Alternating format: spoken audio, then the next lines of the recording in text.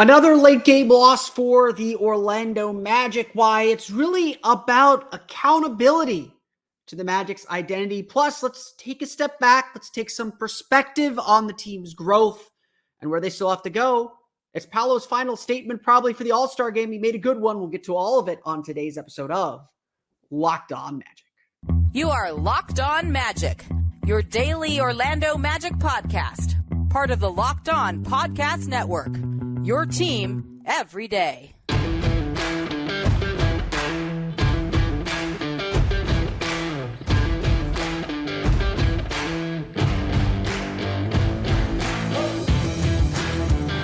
And you indeed on Magic. Today is January 30th, 2024. My name is Philip Rossman. I'm the expert and site editor over at OrlandoMagicDaily.com. Of course, follow me on Twitter at PhilipRR_OMD.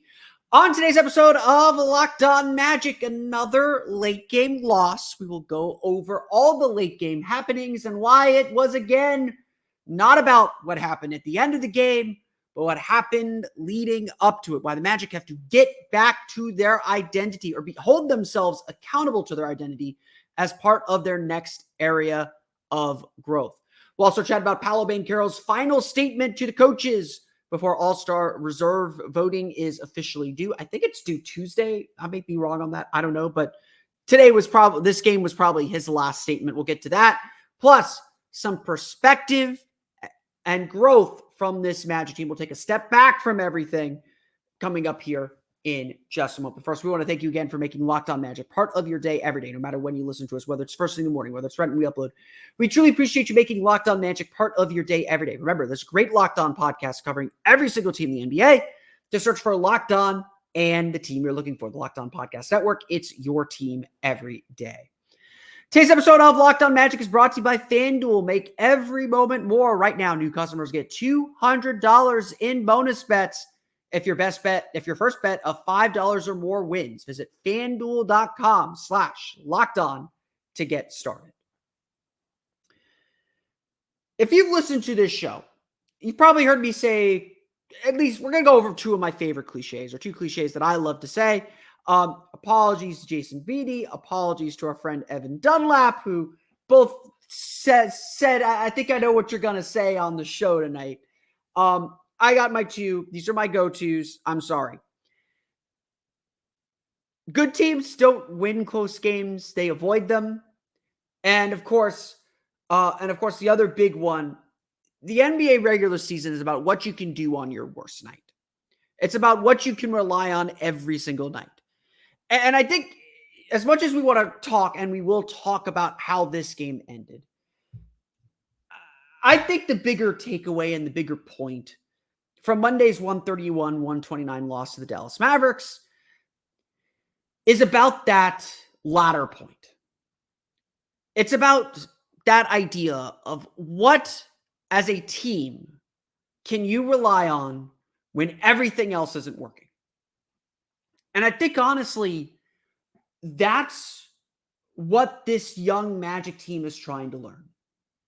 You know, I make that statement that, good teams don't win close games, they avoid them.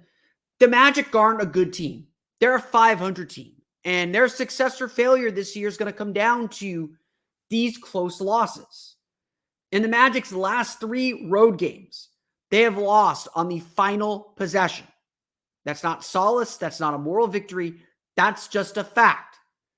The Magic are a DeJounte Murray miss, a Joe Ingles wide open 3, and a Franz Wagner 3-pointer from being 3-0 instead of 0-3.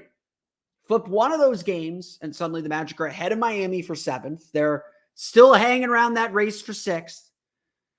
This is the reality of the NBA. This is the reality of the league. These close games matter. And look, there's a lot to say about the way this game went.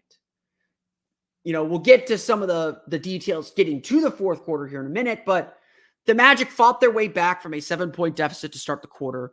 They took a very brief lead. They were up 1 with 2 minutes to play when craziness ensued. The Magic had no answer for Luka Doncic once Jonathan Isaac was out of the game. We'll get to that in a minute. I'm not going to ignore that part of this equation. We're going to get to that. They had no answer for Luka Doncic once Isaac was out of the game.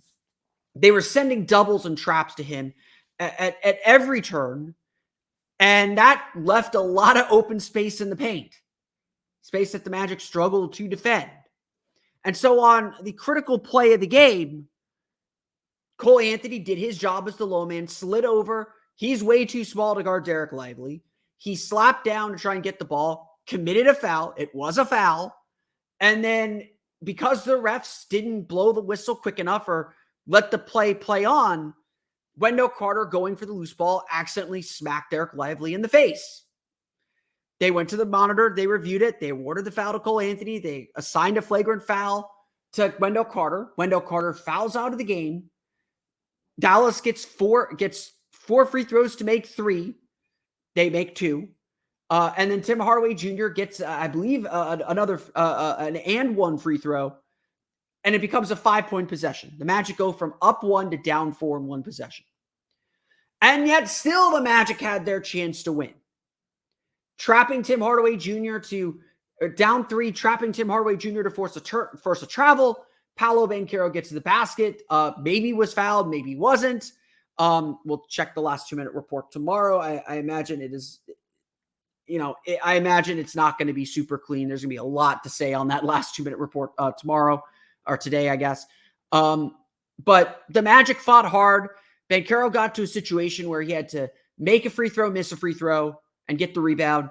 He did his job. He did his part. He threw the ball off the front of the rim. It bounced right back to him. He couldn't catch it because it came off so hard.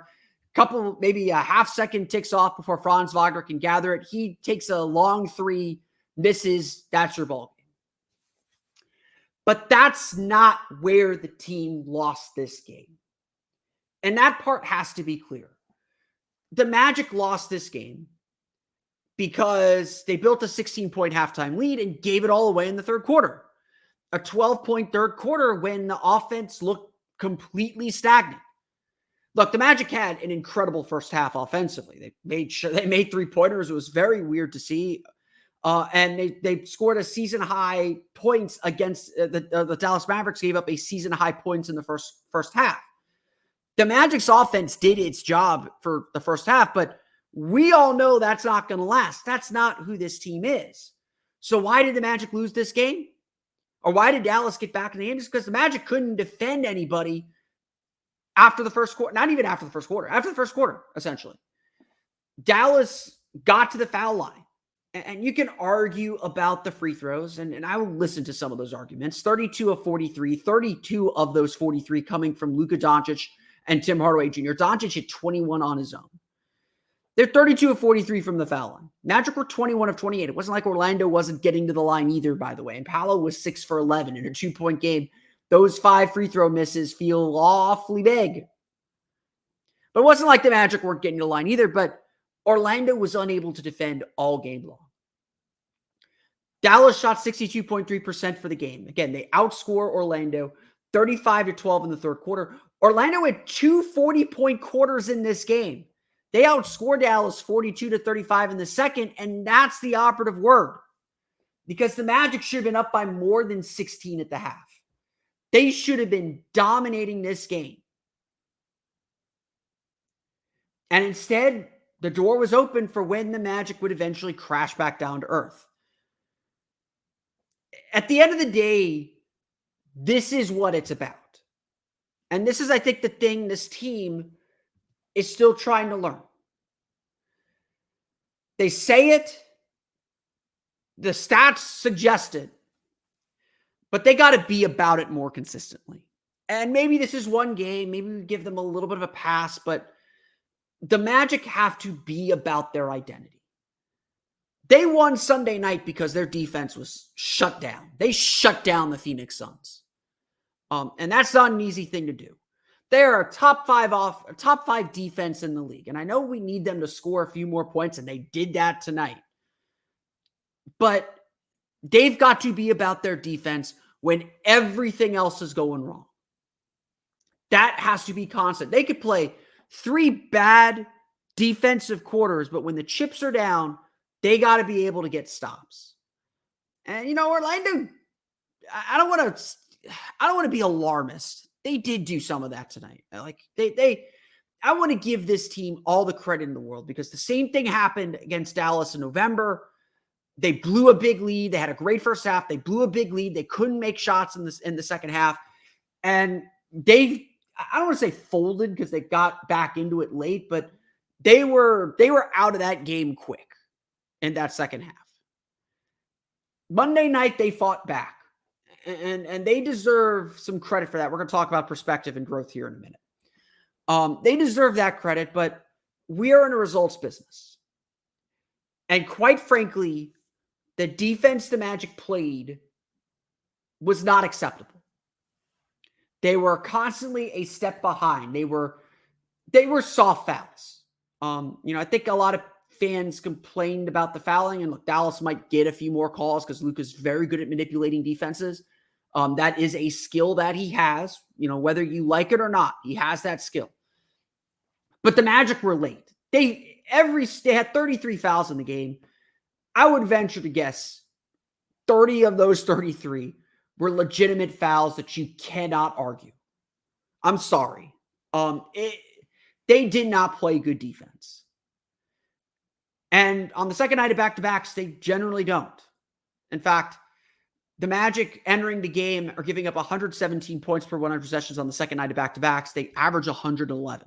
It's nearly 6. It isn't a full 6 points, but it is nearly 6 points per 100 possessions worse on the second night of back-to-backs. And frankly, that tells me a lot. Magic gave up 132 points per 100 possessions, by the way, in this game. That tells me a lot. Because it tells me that when the chips are down, when this team is tired, when they know they don't have 100%, defense is not their identity. That's not the thing that they rely on or they can rely on. It's certainly not their offense. And this is, I think, where the Magic have to get to. They've got to hold themselves accountable to a higher standard defensively. If they want to be successful, if they want to grow into the team they want to be, they competed. Effort's not necessarily the issue here. It's precision. It's understanding the game plan. It's executing the game plan. It's fighting through that fatigue of a back-to-back. There are no back-to-backs in the playoffs, thank God. But it's fighting through that fatigue and finding a way to execute. Finding a way to scratch out that one stop you need. And far too often at the end of this game, the Magic couldn't find that stop. And that's why they're taking home another really difficult, close game loss at a time when they really can't afford it. We're going to go through the box score, talk about Jonathan Isaac's cameo, as well as the final All-Star statement for Paolo Banchero. We're going to get to that coming up here in just a moment.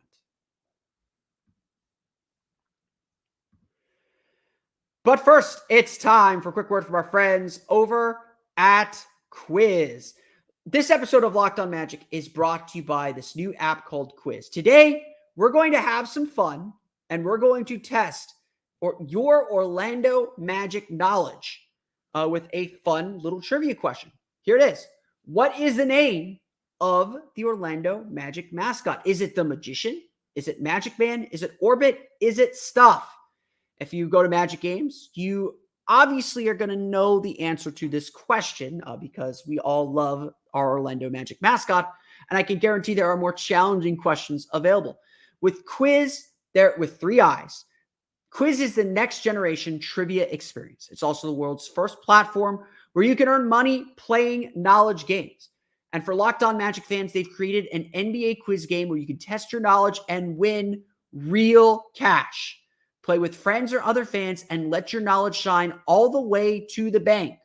You can play without downloading anything. Just go to app.quiiiz, that's quiz with 3 eyes.com, and start playing today. NBA Quiz is the ultimate knowledge challenge for fans that live and breathe basketball. I know I love these trivia games. I play my team on 2K just to get the history lesson and learn about players that I wouldn't otherwise know about.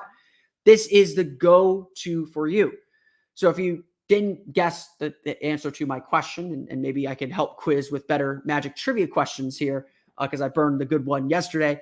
On yesterday's ad read, the answer to the trivia question of who is the Orlando Magic mascot is, of course, the best mascot in the NBA, Stuff. Go to app.quiiiz.com to test your knowledge and win cash today. That's Quiiiz with 3 eyes, just like a 3-pointer. Play now, showcase your skills, and take home cash prizes. That's app.quiiiz.com, where fans become champions. We want to thank you for making Locked On Magic part of your day every day. Be sure to check out the Locked On Sports Today 24/7 streaming channel on YouTube. Locked On Sports Today is here for you all day, every day, covering the top sports stories of the day with the local experts of Locked On, plus our national shows covering every league. Go to Locked On Sports Today on YouTube and subscribe to the first ever national sports 24/7 streaming channel today. We're going to talk about a little bit of perspective and try and take a step back from the chaos of the season, which I do think is important. But let's talk and go through the box score of this game as the Orlando Magic fall to the Dallas Mavericks 131-129. I want to address the elephant in the room right off the bat here. And by right off the bat, I mean 16 minutes into the show.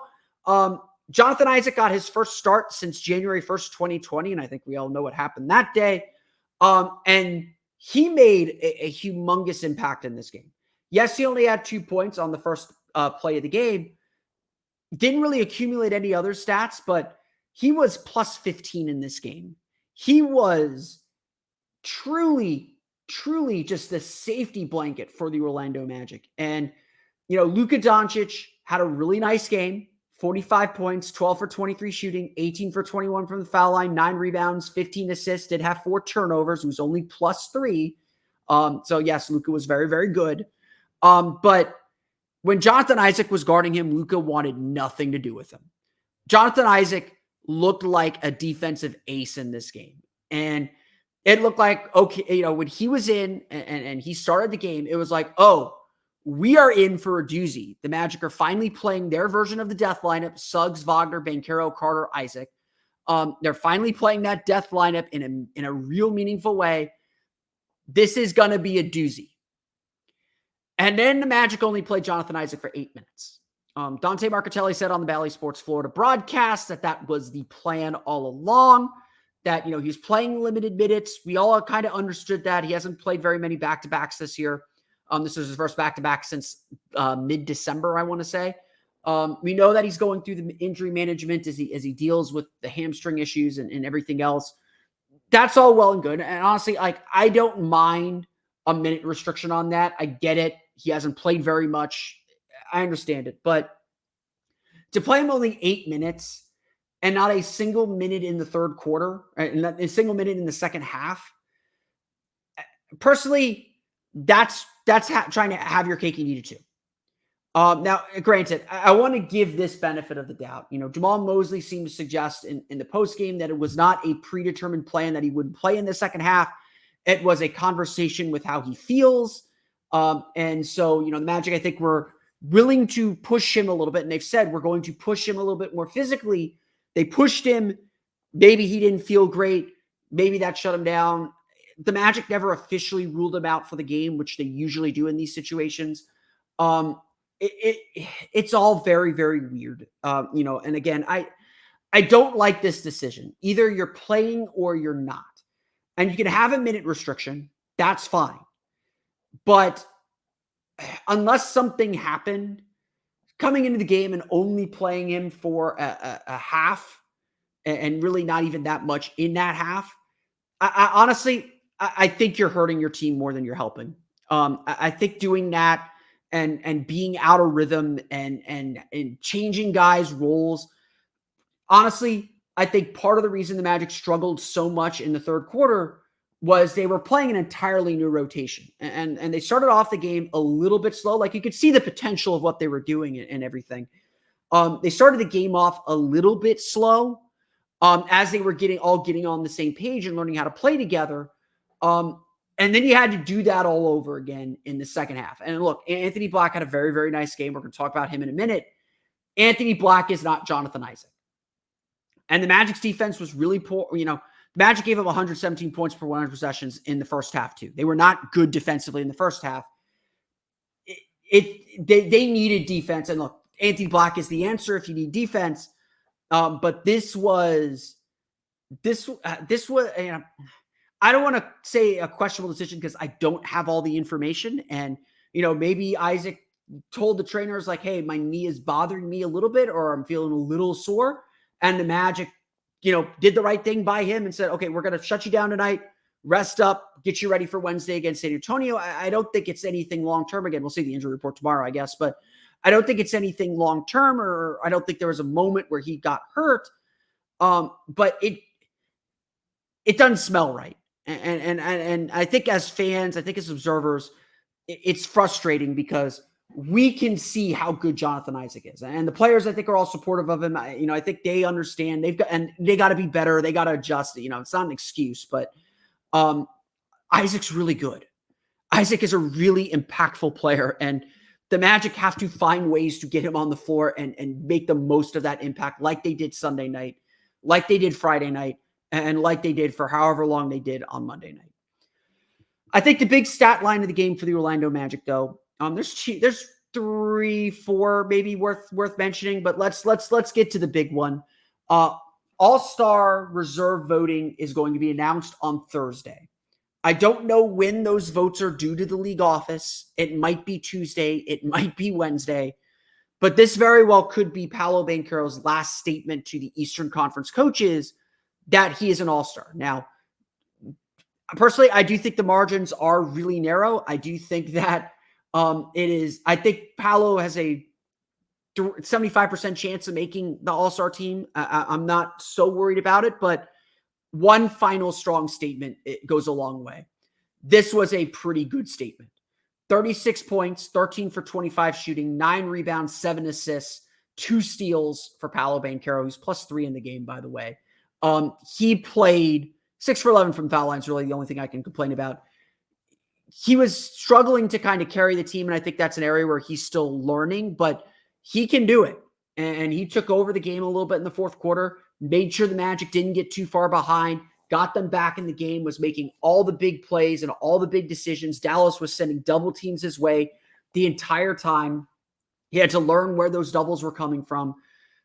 Paolo Banchero put on a strong closing argument for why he should be an all-star.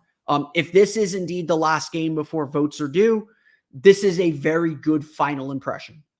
He played outstanding. I think he had 22 of his 36 in the first half. He did a very good job setting the tone and trying to give this team some energy. Again, third quarter, I think he's got to be a little bit better. Third quarter, he was 0 for 4.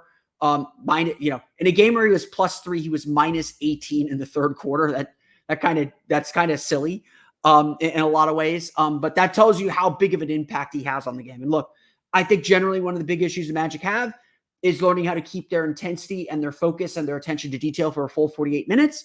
I think they're obviously better at it than they've been in previous years, but this is still the big struggle, I think, for them. And again, Paolo made a really strong closing statement. We got to give Franz Wagner some love. 21 points, 8 for 6 from shooting, 3 for 6 from deep, 6 assists for him. Really nice game. He ended up getting a lot of the minutes on Luka Doncic. He struggled with foul trouble because of that. But I thought he did a good job putting size on Luka and making him work. Again, there are a lot of cheap fouls in this game, and that's all on the Magic.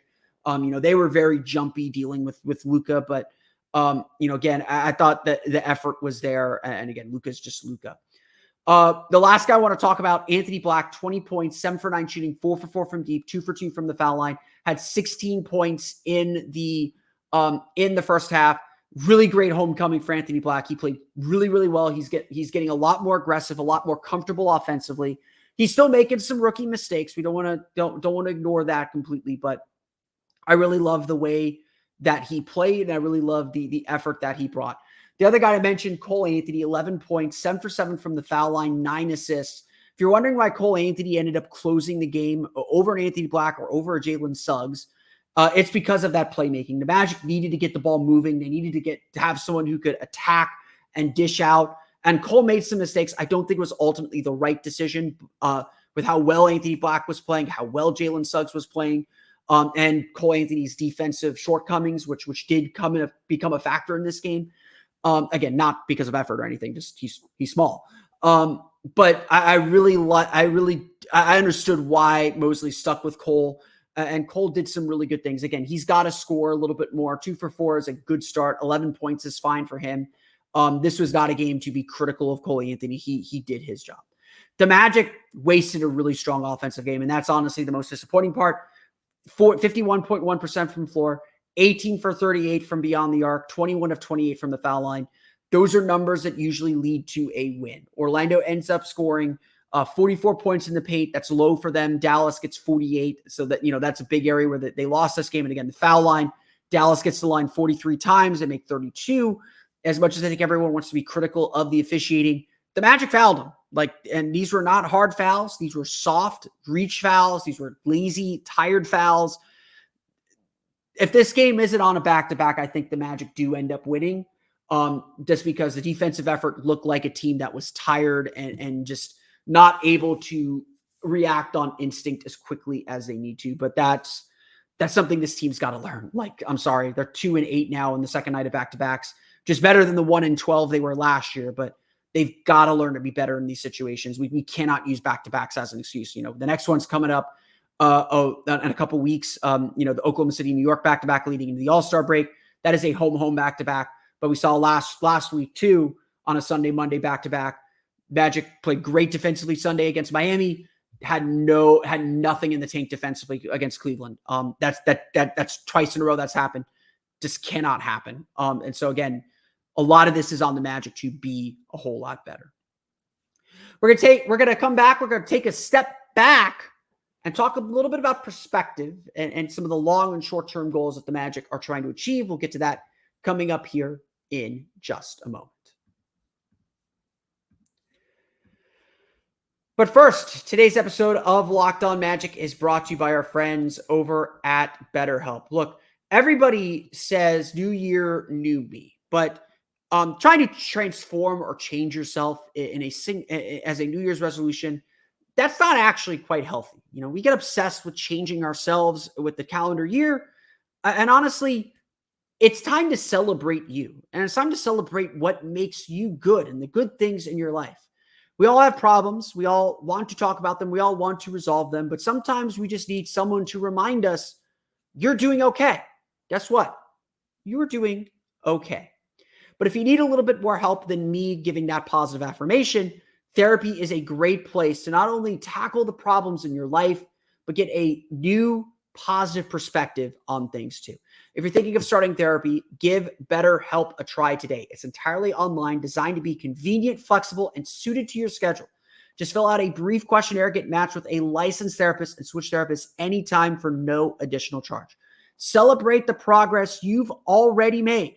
Visit BetterHelp.com/LockedOnNBA today to get 10% off your first month. That's BetterHelp, HELP.com/LockedOnNBA. Today's episode of Locked On Magic is also brought to you by our friends over at FanDuel. It is time for the big game, and I'm not talking about the Pro Bowl here in Orlando. It's time for the big one between the Kansas City Chiefs and the San Francisco 49ers.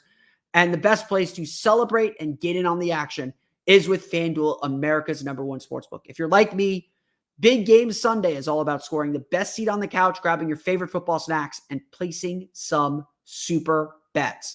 FanDuel has so many ways for you to end the season with a W or 2 or 3. Not only can you bet on who will win the big game, but FanDuel also has bets for which player will score a touchdown, how many points will be scored, and so much more.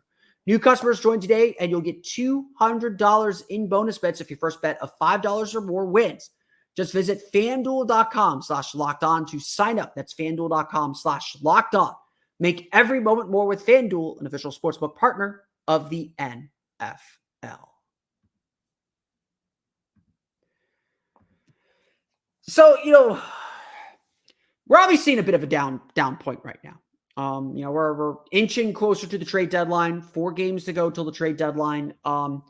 We all understand that there are a lot of things to fix on this team. And I'm not here to ignore those. I'm not here to sidestep those. We'll talk some trade deadline tomorrow. Our trade deadline tour picks up again tomorrow on tomorrow's episode. So you have that to look forward to. I do feel like, though, it is important to take a step back because rightly, I'm not going to sit here and deny this, rightly, we are very obsessed with results right now. And we're very obsessed. I'm standings watching every game. Miami lost to Phoenix. Phoenix helped us out tonight. We did not take advantage of it, but Phoenix helped the Magic out tonight. And so the Magic and the Heat remain tied for 7th, and that's going to be a battle. And next Tuesday's game down at Kaseya Center is going to be very, very, very, very, very, very big. But the Magic are losing ground on Indiana.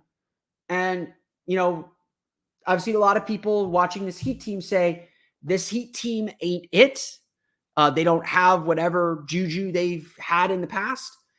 Meanwhile, the Magic are a team that a lot of people discuss as one on the rise. And I think even though we're going through a really difficult stretch right now, and I don't think we should ignore that. I don't think we should ignore the problems that this Magic team has had and their inability to consistently string together wins really now for almost 2 months, month and a half at the very least. We shouldn't ignore those problems. But we need to take a step back and look at the big picture. We need to take a step back and think, where were we at the beginning of the season to where we are now? And, maybe the All-Star break's a better time to do that. Maybe the full breadth of the season is a better time to do that. And again, we're going to get to the end of the season.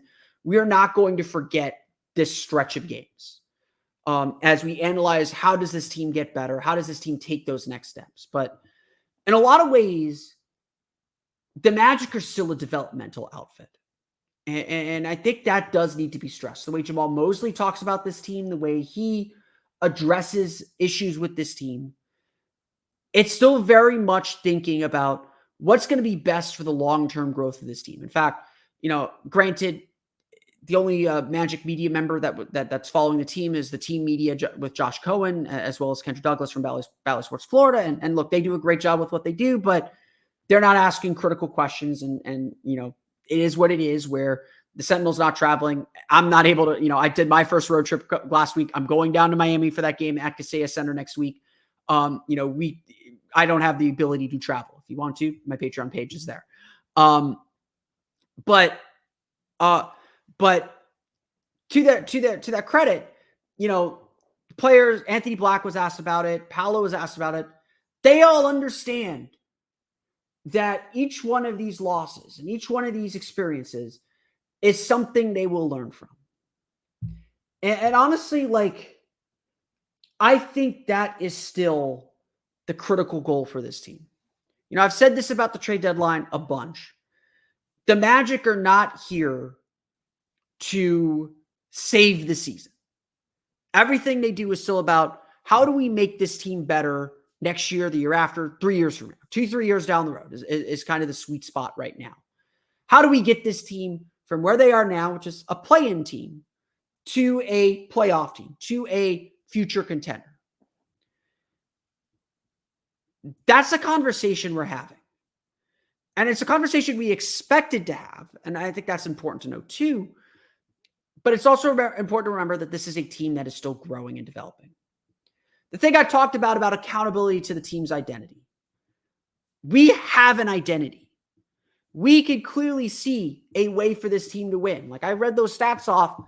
The points in the paint were a problem. Dallas did the things actually that the Magic usually do to make up ground. The Mavericks played Magic basketball in a lot of ways. They defended really well for a quarter. They won the paint. They got to the foul line. They didn't force a ton of turnovers, but you get the point. The Magic do have a formula to win. And now it's about refining and perfecting that formula. So much of what the Magic are doing this year is still about the team they're going to be rather than the team they are. They're getting quality three-point looks, and they obviously made them Monday, but they're getting quality three-point looks. Every time they have a bad three-point shooting night, I look at the numbers, I look at the breakdown from NBA.com, and I'm like, they're getting the looks they want. Maybe they're not getting enough of them. Maybe they don't have the shooters to get them. Maybe defenses don't respect them enough, and that's why they're getting them. But if they make those shots like they did Monday, this is a really dangerous team. And so this team has put themselves in a spot to have these conversations. And it's exactly what we wanted back in October. If you would have told us in October that the Magic would never be below 500, but still be a game above or 2 games above 500 at this point of the season, at the All-Star break, we would have taken it and been excited. And I think that's important to remember. I think it's equally as important to be disappointed and to be frustrated that they aren't doing more, because they've proven to us they can do more. They've proven to us they can be a whole lot better. I'm disappointed in this loss to Dallas because they showed me in the first half they can be better. They showed me Sunday they can defend at a higher level. And yes, back-to-back and all that stuff, different team, but we know this is an elite defensive team. And when this team does not play elite defense, I am disappointed. Honestly, I'm more frustrated by this loss than I am the Memphis loss. The Memphis loss, the Magic didn't play great. I'm not going to sit here and say they did. They defended really well, and it came down to them making or missing shots, and they missed a lot of shots that night. With this team, I'm not happy about it, but I can live with it. Monday night, the Magic did not defend a lick. And that's not who this team is. It can't be who this team is. They can't be successful being that team. And so we have to understand that part too. They've shown us they can be more. And right now they're not playing that way. But they've come a long way to get to that frustration. That frustration, that pressure is a privilege that they have earned. The frustration you're feeling over Jamal Mosley and some of his decisions, that is progress in his development too. Because he's got to learn the right and wrong coaching decisions. He is, I honestly, I think he's made some bad rotation decisions. You could argue some tonight as well. But I think he has grown a lot this year too. And the playoffs are going to be just as important for him and his development as a head coach as it is for the players. This season is still about that growth. It is about getting to these conversations. And in some respects, it may not be time to make conclusions. There are conclusions to make. There are additions that need to be made to the roster. There are things this team has to be proactive about. I'm not sitting here saying be satisfied with where this team is at. Be greedy. Expect more. But understand that failure is still a part of this process. And that this team has come a long way to get to this point where you demand a whole lot more from them. And it's all good. It's all part of what this team is building. I want to thank you all again for listening to today's episode of Locked On Magic. Of course, find me on Twitter at @PhilipRR_OMD. Subscribe to the podcast at Apple Podcasts, Stitcher, TuneIn, Himalaya, Google Play, Spotify, Odyssey, and all the places on the podcast to your podcast-enabled listening device. For the latest on the Orlando Magic, be sure to check out OrlandoMagicDaily.com. You can find us there on Twitter at OMagicDaily. Be sure also to check out this podcast on YouTube. Just search for Locked On Magic or go to youtube.com/@LockedOnMagic. Be sure also to check out my Patreon page for extra content as well. You can check that out at patreon.com/Orlando Magic Hub. And as always, thank you for the support. That's going to do it for me today. I want to thank you all again for listening to today's episode of Locked On Magic for Orlando Magic Daily and Locked On Magic. This has been Philip Rossman-Reich. We'll see you all again next time for another episode of Locked On Magic.